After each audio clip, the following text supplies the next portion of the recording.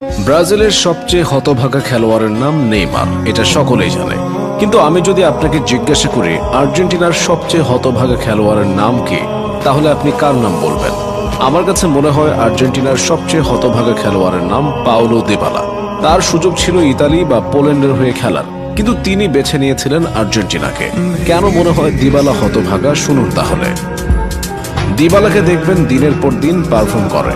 আর্জেন্টিনার ভক্তদের মধ্যেও দিবালা অনেক জনপ্রিয় একটি নাম, কিন্তু কোনো এক অজানা কারণে দলের সিলেকশনের সময় এই ছেলেটা বাদ পড়ে যায়।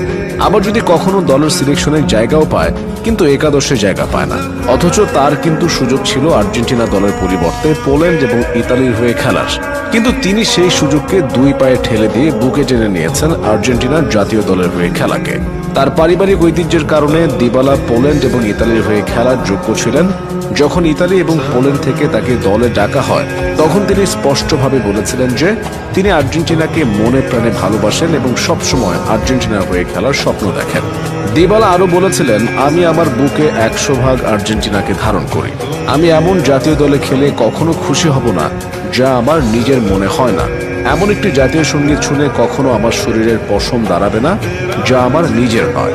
এমন কোনো পতাকার রং দেখে আমার বুক গর্বে ভরে উঠবে না যে রংগুলো আমার নয়। কিন্তু তার সাথে কি হলো দেখুন না। এই সিজনে দিবালা রোমার হয়ে অসাধারণ পারফর্ম করেছেন। 2023-24 মৌসুমে তিনি 39 ম্যাচ খেলে 16টি গোলের পাশাপাশি করেন 10টি গোল। ইউরোপাতে রোমা এবার যে চমক দেখিয়েছে তার প্রধান কুশীলব কিন্তু এই দিবালা। তবুও স্কালোনির মন গলেনি, তার নির্ধারিত স্কোয়াডে জায়গা হয়নি এই তারকাস।